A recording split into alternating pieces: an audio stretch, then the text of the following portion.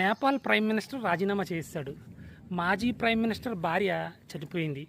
22 మంది వరకు చనిపోయారు అల్లర్లలో. పార్లమెంటు భవనం తగలెట్టేశారు. సుప్రీంకోర్టు కూడా తగలెట్టేశారంట. అసలు ఏం జరుగుతుందండి నేపాల్లోని? కల్లోలం అయిపోతుందండి. మంత్రులని పరిగెట్టించి కొడుతున్నారట. ఏంటి అసలు ఎందుకు జరుగుతుంది ఇలా అంటే విశ్లేషిస్తే, ఒక 26 యాప్స్ని బ్యాన్ చేసింది నేపాల్ ప్రభుత్వం.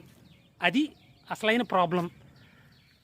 నేపాల్లో ఎవరైతే మినిస్టర్స్ ఉన్నారో వాళ్ళ యొక్క విలాసాలు మొత్తం అన్నీ సోషల్ మీడియా ద్వారా బయట పెట్టేస్తుంటే, సో ఇలా కాదు, ఖచ్చితంగా యాప్స్ని బ్యాన్ చేయాలి అనే ఉద్దేశంతో 26 యాప్స్ సంస్థలకి నోటీసులు జారీ చేసి, మీరు మా దేశంలోనే మీరు కార్యాలయాలు స్థాపించాలి, దానికి ట్యాక్స్ కట్టాలి, సో ఇలా సర్వత్రా కొన్ని కండిషన్స్ పెట్టడంతో వాళ్ళు రావడం మానేశారంట. పట్టించుకోలేదు అసలు.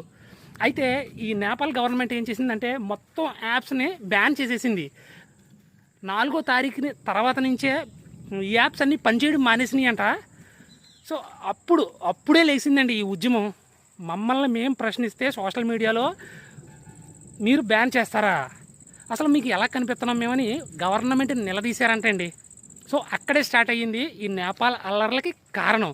సో అది అలా చిలికి గాని వల్ల ఒక పెద్ద మహాయుద్ధమే అయిపోయిందన్నమాట. ఆఖరికి ప్రభుత్వం కూడా దిగొచ్చింది, రాజీ చేసుకుంటానని అన్నారు.